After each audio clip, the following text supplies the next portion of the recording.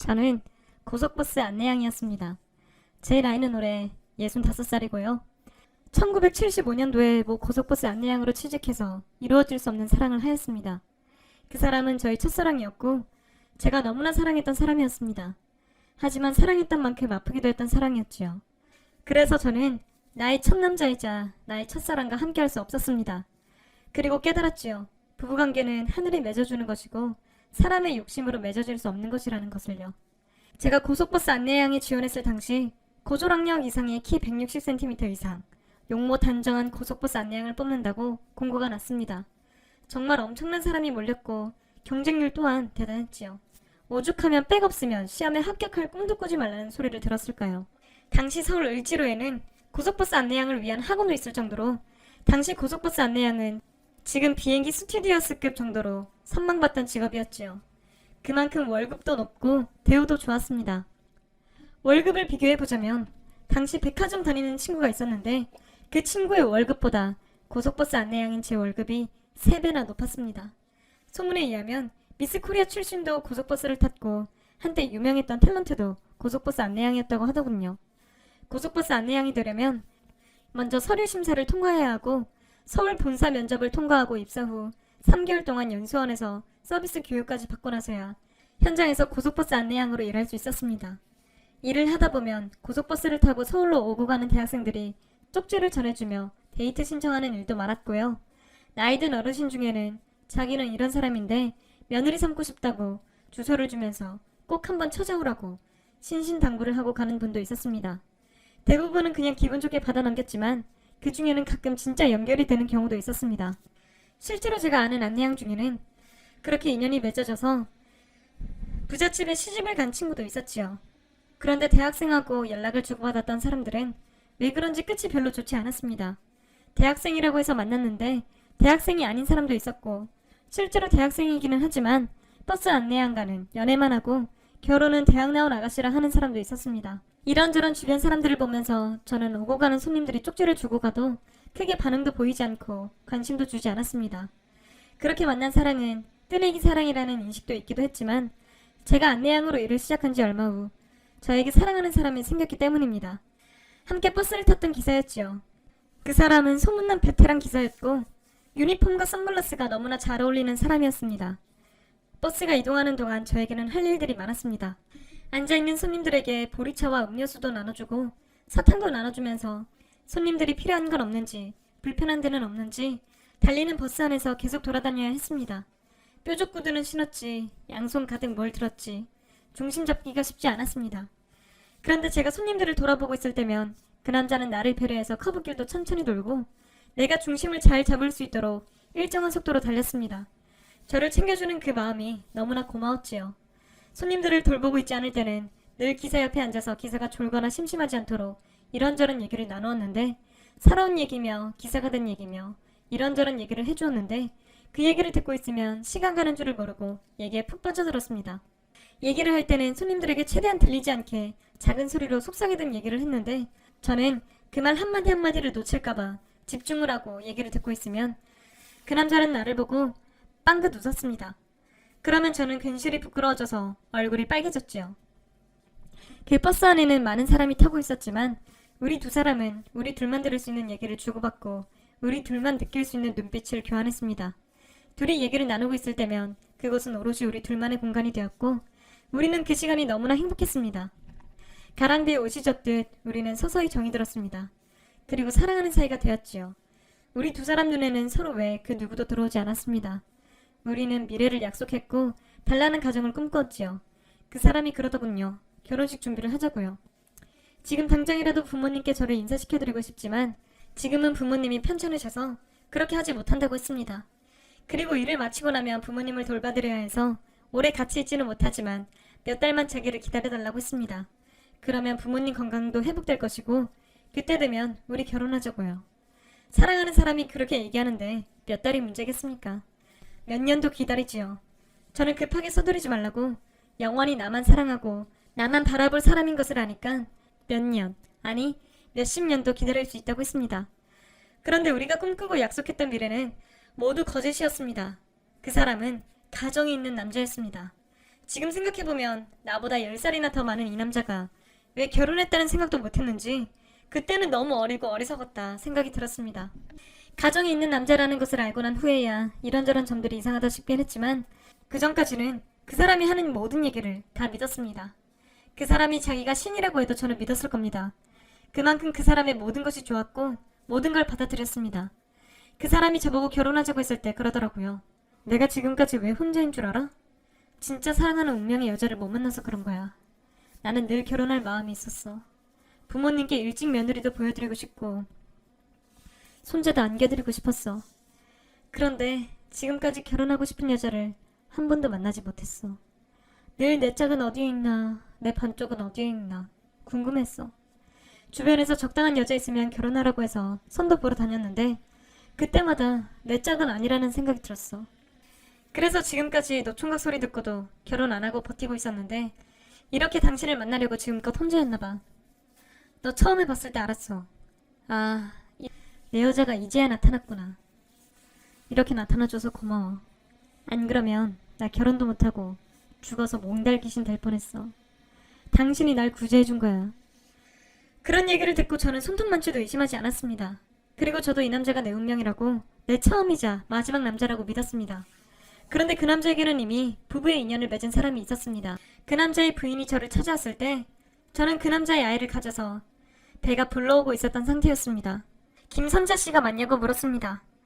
그렇다고 누구시냐고 했더니 그 여자는 묻는 말에는 대답이 없고 임신한 제 배를 한참 쳐다보더니 그 남자 이름을 대면서 김정환이 애를 가졌냐고 물었습니다. 그때 뭔가 잘못되고 있다는 생각이 들었습니다. 그래서 제가 기사님 아는 분이냐고 물었지요. 그랬더니 그 여자는 나 그 사람하고 결혼한 사람이에요 했습니다. 그때부터 심장이 심하게 뛰기 시작했습니다. 저는 그 한마디에 너무나 놀라서 가만히 있다가 아직 결혼 안 했다고 했는데, 아직 결혼할 사람을 못 만나서 결혼 못 했다고 했는데 했죠. 그랬더니 그 여자는 가방에서 사진 몇 장을 꺼내 보였습니다. 그 사진은 그 남자의, 이 여자의 결혼 사진이었습니다. 손에 흰 장갑을 끼고 서 있었고 이 여자는 면사포를 쓰고 그 남자의 팔짱을 끼고 있었습니다. 그리고 그 다음 사진은 양가 부모님과 신랑 신부가 함께 찍은 사진, 그 다음 사진은 온 일가 친척들 다 모여 함께 찍은 사진, 주례와 함께 찍은 사진도 있었습니다. 제가 사진을 한 장 한 장 보고 있으니 그 여자가 우리 결혼한 지 6년 됐어요 하더군요. 그러면서 또 다른 사진을 몇 장 꺼내놓으며 이건 우리 애들이에요 하고 사진을 제 앞으로 밀었습니다. 저는 그 사진을 들어서 들여다보았지요. 그 사진 속에는 남자아이와 여자아이의 돌사진, 네 식구가 바다에 놀러가서 찍은 사진, 아이를 안고 있는 그 남자 사진, 두 부부가 차 앞에서 나란히 서서 찍은 사진이었습니다. 그 사진 속의 가족들은 참으로 단란해 보였습니다. 걱정 없어 보였고 편안해 보였고 행복해 보였습니다. 저는 머릿속에 아무 생각도 떠오르지 않았습니다. 그냥 그 가족들이 너무나 부러울 정도로 마냥 좋아 보였습니다. 나도 그런 가정을 갖고 싶었고 그 사람과 가정이라는 울타리 안에서 행복하게 살고 싶었습니다. 하지만 저는 한 발 늦었던 것이지요. 제가 무슨 말을 꺼내지도 못하고 사진만 뚫어져라 쳐다보고 앉아있으니 그 여자가 입을 열었습니다. 남편한테 여자가 있는 것 같았어요. 평소하고 행동이 달랐고 나를 대하는 것도 예전 같지 않았어요. 나도 지금 뱃속에 아이가 있어요. 셋째지요. 셋째를 가진 것을 알고도 남편이 기뻐하지 않았어요. 아이를 참 좋아하는 사람인데. 셋째 가졌다고 얘기를 하니 좀 성가시하는 눈치였어요. 남편이 달라졌구나 생각했지요. 그래서 알아보니 아가씨를 만나고 있었더라고요. 아가씨를 한번 만나봐야겠다 생각이 들어서 어렵게 찾아왔어요. 제가 부탁을 좀 하려고요. 그 사람 가정이 있는 사람이니 그만 만났으면 좋겠어요. 아가씨 만나기 전까지 우리 가정 너무나 행복한 가정이었어요. 큰 걱정도 없었고 우리 부부 사이도 좋았어요. 아이들한테도 잘해서 아이들도 아빠를 잘 다루고요. 아이들한테도 잘해서 아이들도 아빠를 잘 따르고요. 그런데 아가씨를 만나고 달라졌어요. 그 남자는 자꾸 밖으로 나돌고 애들도 저도 귀찮아하는 눈치예요. 내 뱃속에 있는 아이도 태어나면 마찬가지겠지요. 그럴 사람이 아닌데 마음이 너무 무겁고 슬펐어요. 몇 날 며칠을 몰래 얼마나 울었는지 몰라요. 아이를 가진 내가 죽을 것 같이 힘들었어요. 그래서 부탁하러 왔어요. 이대로는 못 살 것 같아서. 이 문제가 해결이 되어야 살 것 같아서요. 아가씨도 너무 놀라고 힘든 거 알아요. 아가씨 보니 아가씨도 참 좋은 사람 같아요. 남편에게 가정이 있는 줄 모르고 만났죠? 가정이 있는 줄 알았으면 안 만났겠죠? 속인 그 사람이 나쁘지 아가씨가 무슨 죄가 있겠어요. 순진하게 다 믿었던 죄밖에 없죠. 하지만 이제 알게 된 이상 이렇게 살 수는 없잖아요. 아가씨, 내 남편을 떠나줘요. 내가 이렇게 부탁할게요. 그 사람 없으면 우리 안 돼요. 아가씨가 떠나줘요. 남편은 내가 알고 있는 걸 몰라요. 내가 찾아온 것도 모르고요. 아가씨만 조용히 떠나주면 돼요. 그러면 나 아무것도 바라지 않아요. 그리고 조용히 떠나주면 평생 아가씨한테 고마워하며 살게요. 아가씨, 우리 아이들, 우리 가정 살려주는 셈 치고 아가씨가 떠나줘요. 부탁이에요. 그 여자는 자신의 남편과 만나는 저에게 소리도 지르지 않고 욕도 하지 않았습니다. 그저 눈물만 흘리면서 자기가 가정을 지킬 수 있게 도와달라고 했죠. 지금 생각해보면 그 여자도 참 마음이 여리고 착한 여자였다 싶더라고요. 다른 여자 같으면 그렇게 조용히 있었을까요? 제 머리채라도 잡고 제 얼굴에 침이라도 뱉어 주었겠죠. 그 남자를 만난 지 1년 조금 넘은 나도 이렇게나 마음이 힘든데 6년간 함께 살고 그 남자아이를 3번이나 임신한 그 여자는 지금 이 상황이 얼마나 힘들까. 오죽하면 나한테 찾아서 부탁을 할까 싶었습니다. 그래서 저는 그 여자 부탁대로 그 남자를 조용히 떠났습니다. 쉬운 결정 아니었고 마음이 천번만번은 더 바뀌었죠. 제가 처음으로 사랑한 사람이었고 저도 그 사람 없이는 못 살 것 같았으니까요. 저도 행복한 가정 꾸리고 뱃속에 있는 아이도 아빠 사랑받으면서 살았으면 했습니다. 그래서 마음이 너무나 힘들었고 내려놓아야 하는 욕심이 자꾸 올라와 괴로웠습니다. 하지만 그 남자와 함께 산다고 해도 죄책감이 들어 마음이 무겁고 힘든 건 마찬가지일 것 같았습니다. 그래서 저는 조용히 떠나서 친정에서 몸을 풀었습니다. 이제 22살밖에 안 됐고 결혼도 안 한 딸이 배가 불러서 찾아가자 엄마는 알아 누우셨고 아버지는 그놈 죽이러 간다고 난리가 났습니다. 애를 임신시켜놓고 헌신짝 버리듯이 버리냐고요. 그놈한테 갈 테니 앞장서라고 했습니다. 저는 아버지 앞에 무릎을 꿇고 손이 발이 되도록 빌면서 제가 떠나온 거라고 제가 이제 더는 그 남자 얼굴 보기도 싫다고 했습니다. 아버지는 그 뒤로 저를 볼 때마다 한숨만 푹푹 쉬고 계셨지요. 그렇게 저는 친정에서 아이를 낳고 친정에서 아이를 키우며 모아두었던 돈으로 대학에 들어가 간호사 공부를 했습니다. 때때로 그 사람이 너무 보고 싶고 그 사람이 일하는 회사에 찾아가서 내가 당신하고 똑 닮은 아들을 낳았다고 당신이 너무 보고 싶어서 왔다고 하루아침에 사라져버린 내가 얼마나 야속하고 그리웠냐고 나도 그러했다고 다시는 헤어지지 말자고 하고 싶었습니다. 그럴 때마다 더 공부에만 파고들었습니다. 다른 곳에 집중을 하니 그 남자를 조금씩 내려놓을 수 있었습니다. 하지만 잊을 수는 없었습니다. 아이를 볼 때마다 계절이 바뀔 때마다 생각이 났습니다. 날씨가 좋으면 그 좋은 햇살을 받으며 같이 걷고 싶었고 비가 오면 우산 하나 받쳐들고 빗길을 걷고 싶었습니다. 나를 속인 그 사람이 죽도록 미웠다가 볼 수 없는 그 남자가 미치도록 보고 싶었다가 그런 제 마음을 저도 어떻게 할 수가 없었습니다. 그 남자를 잊기 위해서 다른 남자를 만나보기도 했지만 도저히 그 사람을 따라올 수는 없었습니다. 내 마음에 그 사람이 자리를 채우고 있으니 다른 사람이 내 마음에 들어올 틈이 없었던 모양이었죠. 그래서 저는 아이만 바라보며 혼자 살았습니다. 그렇게 아이는 잘 커서 의사가 되었고 대학에서 같이 공부하던 친구와 결혼해 의사 며느리도 보게 되었지요. 제 인생에 주어진 소임을 다하고 나니 한동안 잊었다고 생각했던 그 남자가 문득 생각이 났습니다. 어떻게 살고 있나 궁금하고 어떻게 나이가 들었나 보고 싶었습니다. 이제 와서 왜 이렇게 그 사람을 생각하나 이상하리만큼 그 사람 생각이 제 머릿속을 떠나지 않았습니다. 그러던 어느 날 그 남자의 아내가 다시 저를 찾아왔습니다. 그 남자를 떠나오고 난 후 40여 년이 지난 후였죠. 초인종을 눌러서 문을 열어보니 나보다 더 나이가 든 노인이 서 있었습니다. 그동안 잘 지냈어요? 혹시 나 알아보겠어요? 했습니다. 그 말투와 목소리를 들으니 그때 딱 한 번 만났던 그 여자 얼굴이 떠오르더군요. 저는 어떻게 알고 찾아왔느냐고 일단은 안으로 들어오시라고 하고 자리를 마련해 주었지요. 그리고는 간단히 마실 것을 준비하기 위해 무심한 듯 부엌에서 차를 준비하고 있었지요. 기분이 너무나 묘하고 이상했습니다. 이 여자를 사는 동안 또 만나게 될 줄은 생각지도 못했지요. 저는 차를 들고 그 여자 앞에 앉았습니다. 어떻게 무슨 일로 오셨냐고 물었지요. 그랬더니 그 여자가 불쑥 찾아와서 너무 놀랐겠다고 이렇게 찾아와서 미안하다며 얘기를 꺼냈습니다. 그 사람 지금 죽을 날 기다리고 있어요. 갑자기 피를 토하는 바람에 병원에 갔더니 췌장암 4기래요. 간 전이도 많이 진행된 상태이고 뇌경색까지 겹쳐서 왔네요. 그래서 지금 왼쪽 팔다리를 아예 움직이지를 못하고 말도 못하네요.